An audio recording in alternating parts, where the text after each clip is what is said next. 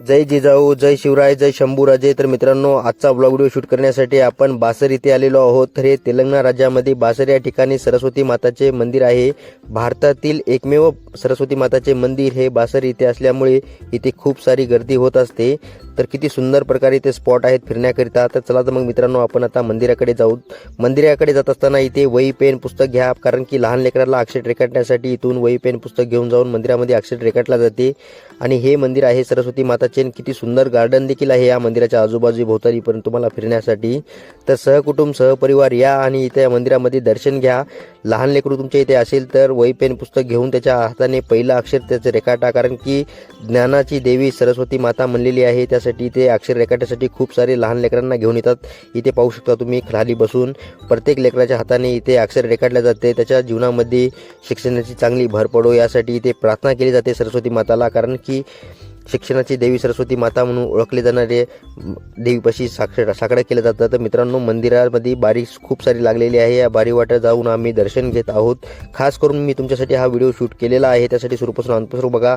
तुम्ही जर इथे बासर इथे फिरण्यासाठी येत असाल ना, तर तुम्हाला खूप सुंदर आमचा व्हिडिओ पाहिल्यानंतर फिरण्यासाठी मदत होईल. कारण नवीन आल्यानंतर तुम्हाला इथे कुठं फिरायचे काय काय स्पॉट आहेत तुम्हाला माहीत होणार नाही. तर मंदिरामध्ये आपण दर्शन घेऊन झाल्यानंतर आता मंदिराच्या बाहेर येऊन शूटिंग करत आहोत, कारण की मंदिरामध्ये देवीची शूटिंग करायला सक्त मनाई होती. आता बाहेरची शूटिंग घेत आहे. मित्रांनो, इथे बसून तुम्ही सरस्वती माताला प्रार्थना करू शकता. खूप सारे जण इथे बसून प्रार्थना करत असतात. पूर्णतः मी तुम्हाला दाखवत आहे इथं आल्यानंतर काय काय करायचं. तर मंदिरामधून शूटिंग झाल्यानंतर मित्रांनो, बाहेर तुम्हाला आता गार्डनची मी तुम्हाला शूटिंग करून दाखवत आहे. या गार्डनमध्ये देखील तुम्ही इथं बसू शकता, जेवण करू शकता. आणि मित्रांनो, आता आपण इकडे ज्यांनी महाभारत लिहिलं गुरु व्यास, ऋषी व्यास यांनी, तर ते ऋषी व्यासकडे जाण्याचा हा मार्ग आहे. तर या ठिकाणाहून मी तुम्हाला पळीत दाखवत आहे शूटिंग करून. तर इकडे जाऊन तुम्ही इथे धोंड्यावरती बसू शकता. खूप मोठमोठे दगडे आहेत. माळावरती येऊन इथे तुम्हाला फिरण्यासाठी खूप सुंदर असे ठिकाण मिळणार आहे. तर आपण आता ऋषी व्यासचं दर्शन करण्याकरिता या गुफेमध्ये बसलेले आहेत त्या धोंड्याखाली. तर इथे 5 रुपयाचं तुम्हाला तिकीट काढायचं आहे. मित्रांनो, 5 रुपयाचं तिकीट काढल्यानंतर तुम्हाला या गुफेमध्ये जाण्यासाठी हा रस्ता आहे. इथं रांगत लहान लेकरांनी तुम्हाला या गुफेमध्ये जावं लागेल. मध्ये गेल्यानंतर इथे 10-15 मुलं बसू शकतात, इतकी जागा देखील मधामध्ये आहे. आणि ऋषी व्यासचे तुम्ही दर्शन घेऊ शकता. तुम्ही पाहू शकता महाभारताचे लिखाण केल्यानंतर ऋषी व्यासने पायी चालत त्यांच्या शिष्याबरोबर आले आणि इथे गोदावरी नदीकाठी त्यांना खूप सुंदर असं ठिकाण मिळालेलं होतं सरस्वती मातेच्या. तिथे त्यांनी जिथे समाध घेतलेली आहे मित्रांनो. आणि इथे पाहण्यासाठी तुम्हाला किती सुंदर गार्डन आहे. माळावर देखील एक सरस्वती माता आहे, तिथे देखील तुम्ही जाऊ शकता. की खूप सुंदर असं ठिकाण होणार आहे तुमचं एक दिवसासाठी फिरण्यासाठी. त्यासाठी आवर्जून मी सांगतो, कुटुंब सहपरिवार या आणि या धोंड्यावरती तुम्ही येऊन इथे फिरू शकता, पाहू शकता, फोटोशूट करू शकता. खूपच सुंदर असा एक दिवसाचा तुमचा टूर होणार आहे. तर या ठिकाणाहून आपण पुन्हा आता मंदिराकडे जाणार आहोत. तर तुम्ही माळावर गेल्यानंतर ऋषी व्यासचं दर्शन घेऊन आल्यानंतर तुम्हाला पुन्हा मंदिरामध्ये यावं लागेल. इथूनच तुम्हाला जाण्यासाठी मार्ग देखील मिळतो. आणि खूप सुंदर मंदिर आहे. मंदिराला देखील तुम्ही प्रदक्षिणा घालू शकता, गोल मंदिराला वेढा मारून सुद्धा घेऊ शकता.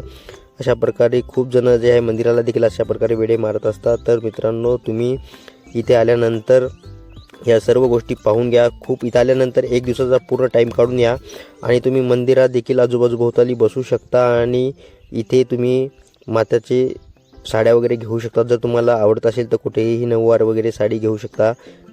आणि ते वैदिक पाठ देखील पढवला जातो. आणि मंदिराच्या आजूबाजूभोवताली इथे लहान लेकरांना ना सरस्वती माताचे खूप सुंदर असे रूप देखील घेऊन आले होते लेकरं. ते तर आम्हाला शूटिंग करायला मिळालं, आमचं सौभाग्य. आणि तुमच्यासाठी मी व्हिडिओ शूट केलेला आहे.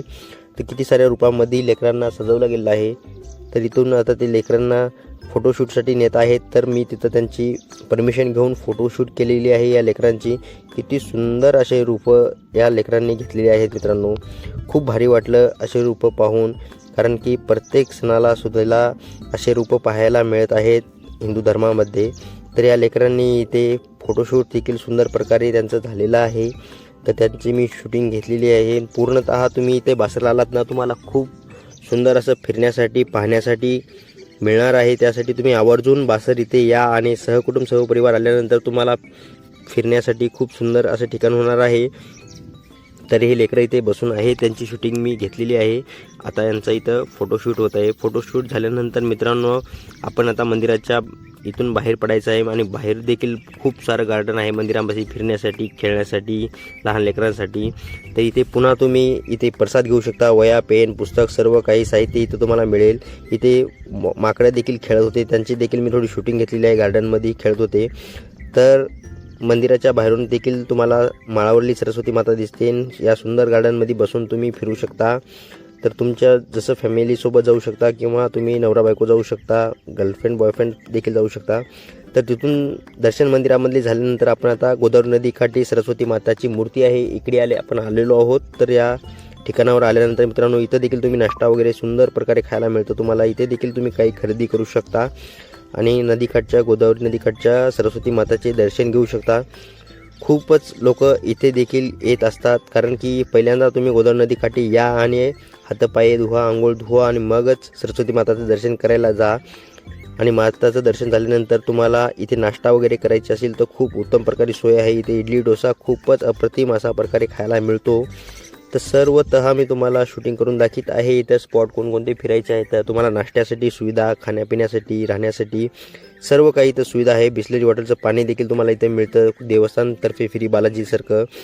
तर मित्रांनो इथे गोदावरी नदीकाठी आंघोळ करत आहेत, त्याची देखील मी थोडी शूटिंग घेतलेली आहे तुमच्यासाठी खास करून. कारण तुम्ही इथं आल्यानंतर इथं पायाला हळदी लावून दिलं जातं मुलींच्या, बायांच्या. तर हे हळदी लावून घ्या अशी मान्यता आहे की इथं पवित्र मानलं जातं हळदी पायाला लावणं. तर खूप सुंदर असं गोदावरी नदी काठोकाठ टम भरली होती. मधामध्ये किती सारं पाणी आहे गोदावरी नदीमध्ये. तर अशा प्रकारे आम्ही हे पूर्णतः गोदावरी नदी फिरलेली आहे आणि पूर्णतः लक्ष्मीचं दर्शन देखील झालं आहे. तर आम्ही आता आलेलो आहोत बासर रेल्वे स्टेशनला. इथं देखील रेल्वे स्टेशनला असं सजवलेलं आहे ना, मंदिरासारखं सजवलं गेलं आहे. पूर्णतः लक्ष्मी देवीची, सरस्वती मातेची मूर्त्या देखील, फोटो देखील इथे लावल्या गेले आहेत. असं वाटत नाही की हे रेल्वे स्टेशन आहे मित्रांनो, मंदिरासारखं सजवलं गेलेलं आहे पूर्णतः रेल्वे स्टेशन. तर इथे ऋषी व्यासची देखील फोटो लावलेली आहे. खूप सुंदर आहे हे रेल्वे स्टेशनसुद्धा पाहण्यासाठी. तर आमची आता ट्रेन येणार आहे बासर इथे, त्यासाठी ट्रेन आलेली आहे मित्रांनो. तर खूप सुंदर आमचा एका दिवसाचा टूर झालेला आहे. आशा करतो तुम्हाला आजचा हा माझा ब्लॉग व्हिडिओ नक्की आवडला असेल. जर नवीन असाल तर आमच्या चॅनलला लाईक करा, शेअर करा, सबस्क्राईब करायला विसरू नका, ताकी असेच मी रोजच्या रोज तुमच्यासाठी व्हिडिओ रोजच्या रोज टाकीत जाईल. तर भेटूया मग मित्रांनो अशाच एका नवीन ब्लॉग व्हिडिओमध्ये. तर तुम्ही एक वेळेस नक्की या, सहकुटुंब सहपरिवार या. तुम्हाला गर्लफ्रेंड असल्या गर्लफ्रेंडला घेऊन या, आईवडिलांना घेऊन या, बायकोला घेऊन या. खूप सुंदर असा टूर होणार आहे. तर आता आमची ट्रेन आलेली असल्यामुळे आता या ट्रेनमध्ये बसून आता आम्ही आमच्या गावाकडे जाणार आहोत. सकाळी 9 वाजच्या गाडीनं आलो होतो आम्ही देवगिरीनं. आता 4:30 देवगिरीनं चाललो वापस. बाय मित्रांनो.